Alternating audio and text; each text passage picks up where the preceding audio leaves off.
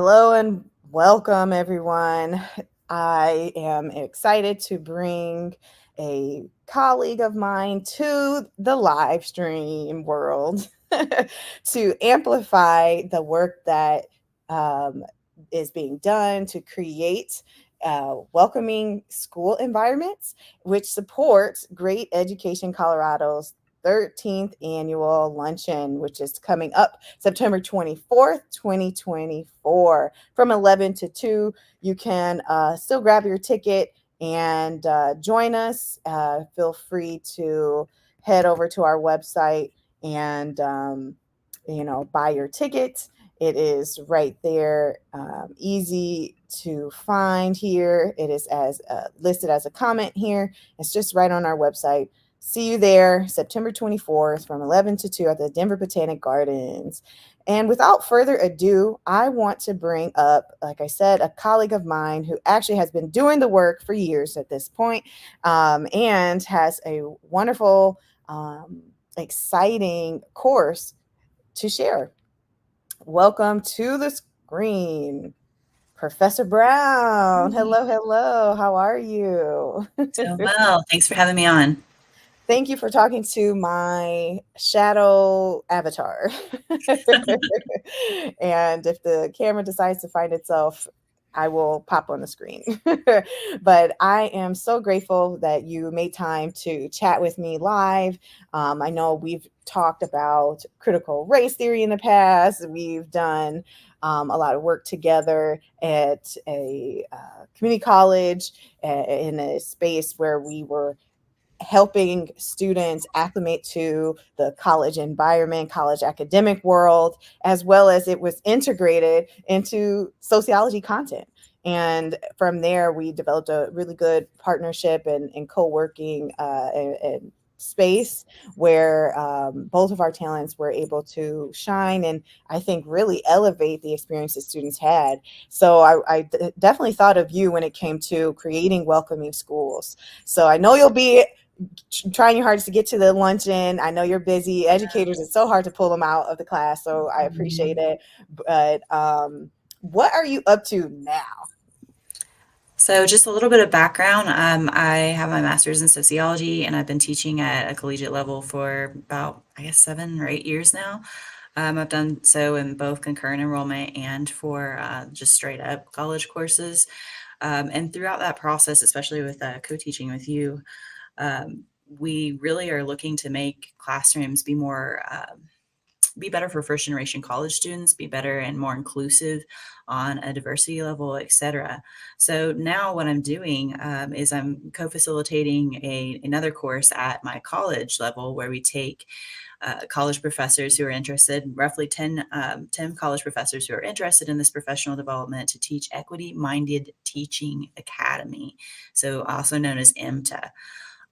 And what I love about EMTA is that it really facilitates a way to introspectively look at the way that you facilitate your classroom.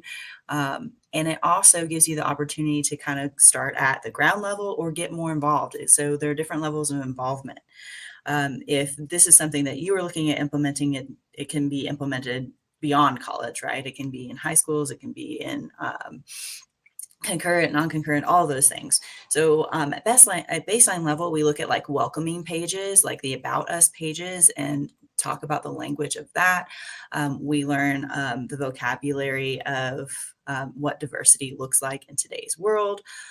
For our students, and at the mid level of involvement is where we look at syllabi and really look at the language of our syllabus and also how to like facilitate online teaching in a way that feels really inclusive and welcoming. Through different methods, whether we're talking about creating your own feedback surveys, creating videos that are welcome videos or welcome letters, on top of really looking at the language of our syllabus to make that inviting for students. And then our most close-up level of engagement is where we observe each other as professors on like the first day of engagement and how we foster community within those spaces, and also how we facilitate community discussions. So we do two observations. The first one is the very first day, and then the next one is about mid-semester to see what we're engaging in on a hands-on basis using some of the tactics that we learn about in this class. So that's roughly what I'm doing. Wow. So the what I'm gathering, I mean, these are really intentional efforts to strengthen the resources educators have and expand their toolkit, right? And toolkit is being their perspective, looking at helping them expand what their perspective should be. Like just doing the syllabi is not enough necessarily. What is the content in it, of course, and the intentionality of the flow, of course, and of when you're, I'm sure, a math educator, you're feeling maybe limited sometimes, but what would you say has been an immediate takeaway from this course probably just started or but so far what have the educators who are participating in this course really shared with you? So far, they've shared with me that they really appreciated having a breadth of examples and a collective to share thoughts within a safer space where there really isn't judgment. We're like wading through it together. Um, because some of the things that we teach in the Equity Minded Teaching Academy is things like what does a microaggression look like or a microinvalidation, and how can we make sure that all students from different backgrounds are getting a chance to speak in the classroom and feel the community connection enough and fostered in that to be able to approach you. So many of the participants have walked away saying, you know what, like maybe I'm not where I want to be yet. I have like a goal list now, but I also had like a lot of examples, both from their colleagues whenever they like observe, and also through the course and what that can look like for you. It's so powerful. How did you I want to even take it a step back. How did this academy kind of get created? And I know you would jump at that opportunity, right? But how did this even get to a point of, hey, this is a need? Do you have any ideas, or were you able to create this?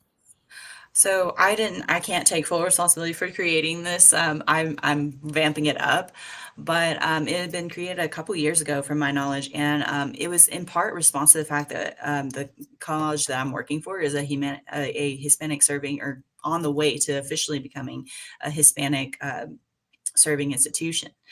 So, with that in mind, and with diversity in mind, we're trying to work on creating and facilitating a campus that feels more inclusive overall.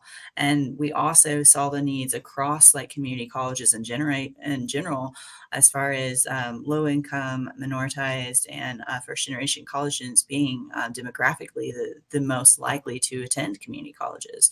And with that knowledge in particular, that really led us to see that this is a need, because often too, when just in casual conversations in the hallway, many professors like, I want to do this, but I have no idea where to start, because sometimes we live in our little silos with just our one class or like our one college that we teach at, and we don't get exposure to as much. Yeah, man, it's still important to know that this is coming from, well, you're uh in a time of what we're seeing, a reversal of all the things DEIA related, right? And so this is a really great example of the importance of maintaining spaces where people can still learn, and that DEIA is not what is that, a quota. It is an opportunity for people to develop their skills in areas that maybe they just didn't inherently have. And as an educator, we're always told, oh, you can do this better, you can do this better, but here's a course that actually helps you learn how to do something specific better. Did It you gives want you to? Oh, go ahead. it gives you so many different examples, from things like calculus class to biology to English, and so many different ways and different types of tools to make the overall environment feel more inclusive. So I think when we talk about diversity and inclusion, people have a tendency to only think about race and ethnicity.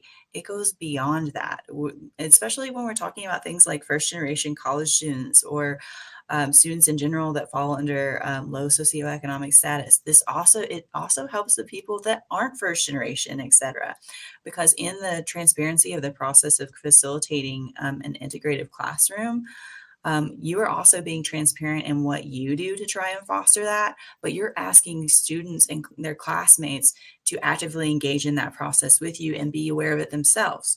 So they're raising their hand for every single question. It's getting them to also think, hey, maybe I should just like wait a couple questions to see if somebody else has something else to add instead of just who gets the question right first. And also not being scared to answer a question wrong.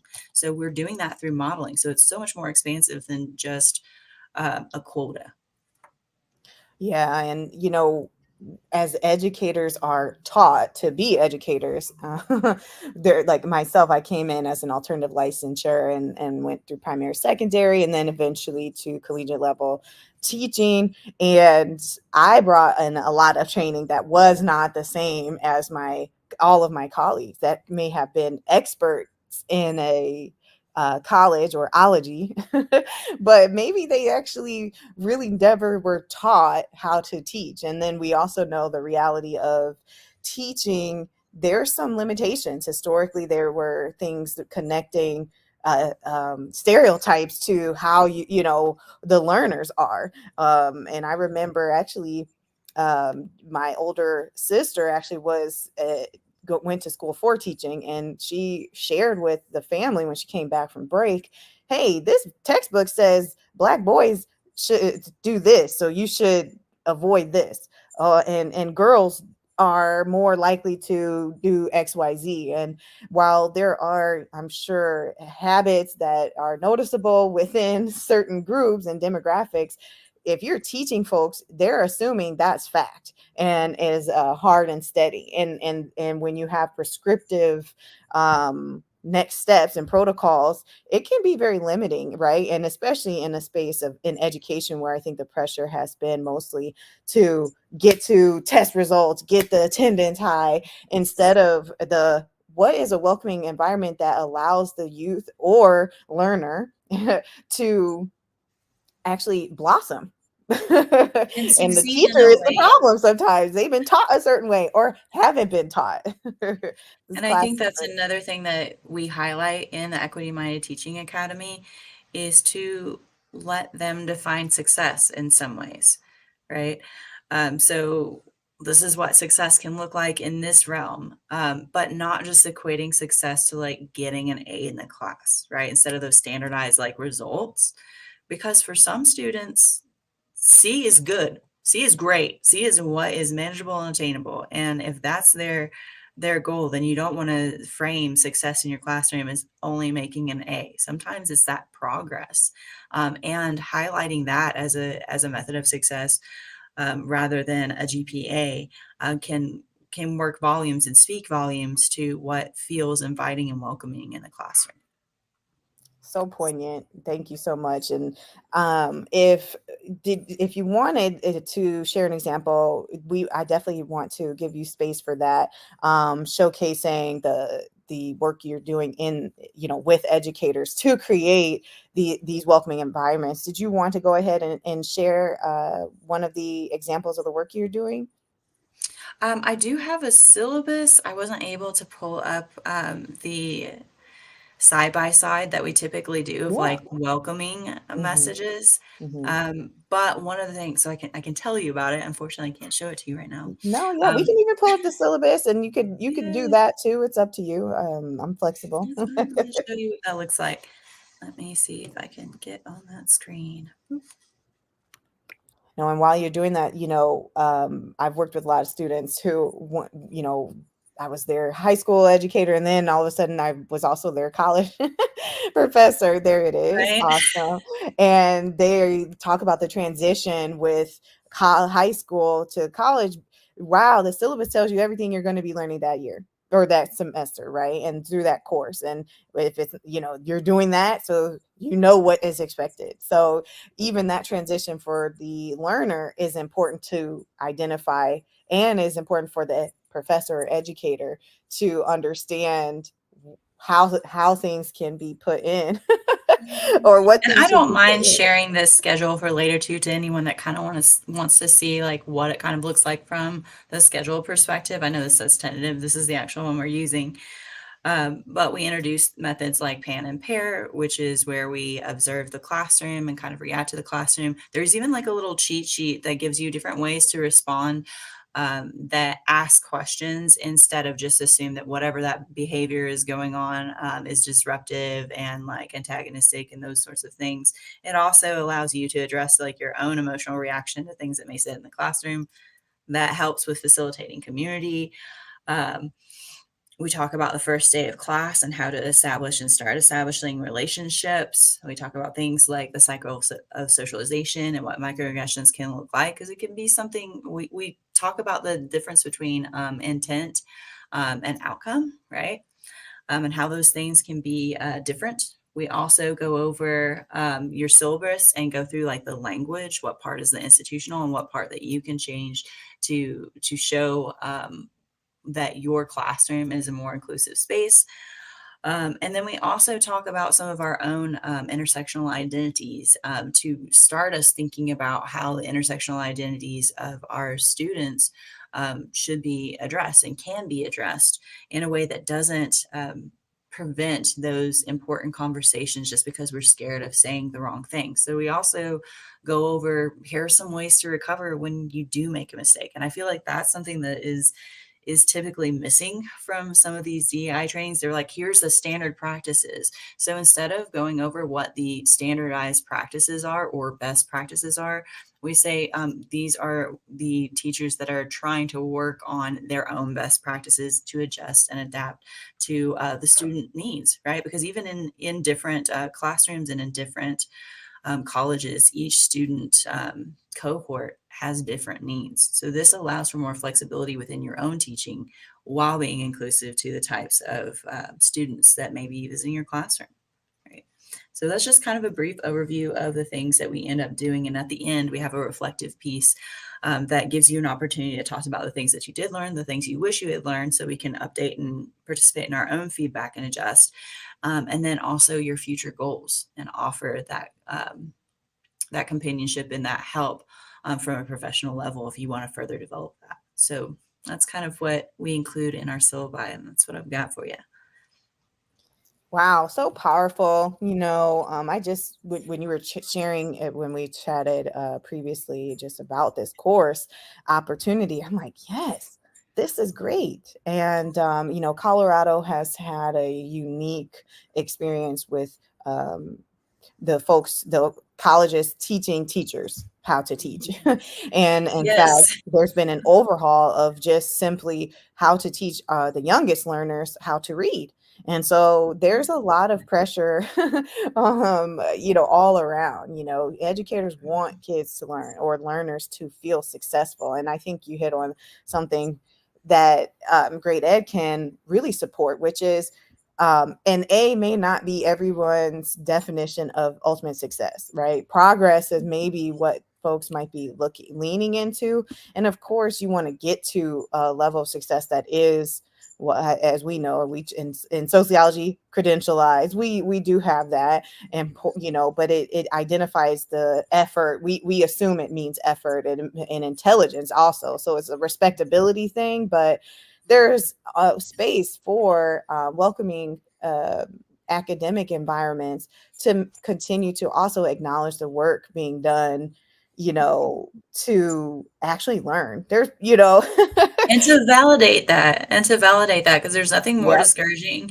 in knowing that you put in hours and hours and hours, but maybe you come from a different background, and then being told, well, you have to at least try, and because you're not making a B or an A, that's not relevant, right? So being What able to they also say, C's get celebrate. degrees. They do, they do.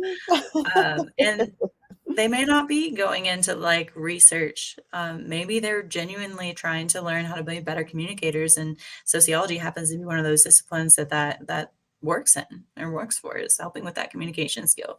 And it's also relevant to point out that in college classrooms, I may have a 70-year-old in the same class space as a 17-year-old. So trying to bridge that gap is really challenging as far as finding that middle ground and figuring out where people are.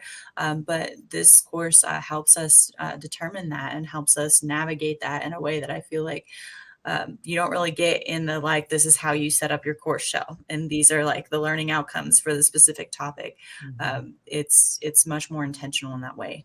Yeah, for sure. And, I think they'll take that if they are headed to the primary, secondary classroom or staying in collegiate spaces. Some of these are core strategies and tools, So it's just so important the work you're doing. And I'm very grateful again that you took some time out of your day to go live with my avatar.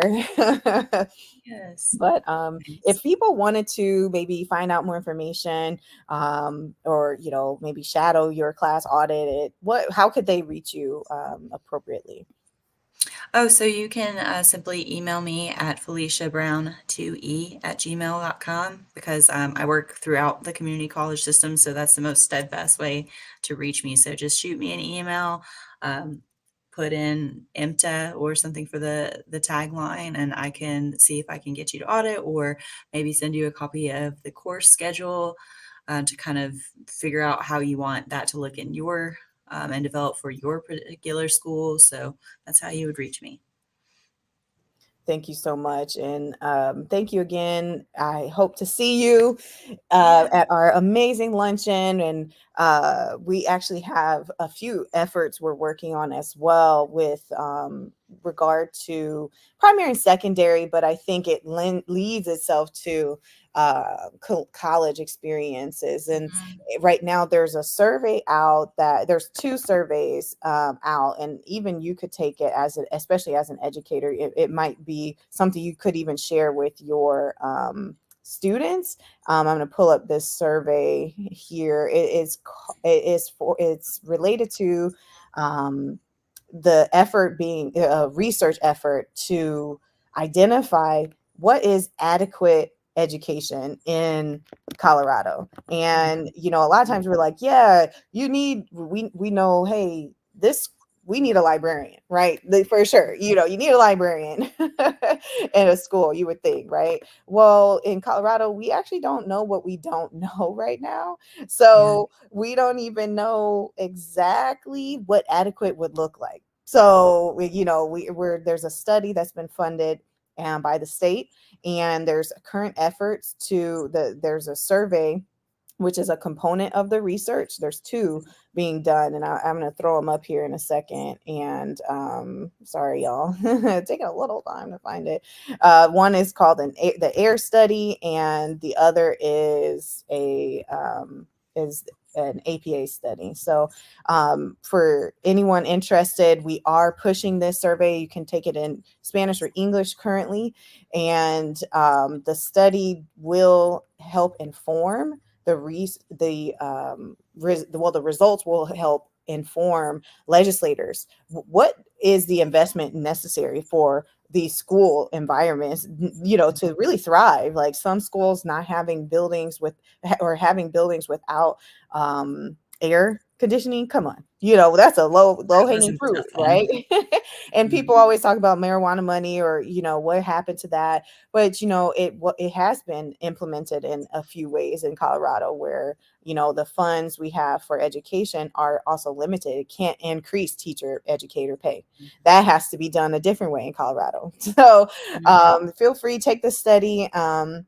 And at our luncheon, if you're coming, anyone watching, we will have an amazing student panel where they're going to share what's a welcoming school for them, and a few other, anecdotal stories for when they can identify how they felt welcome.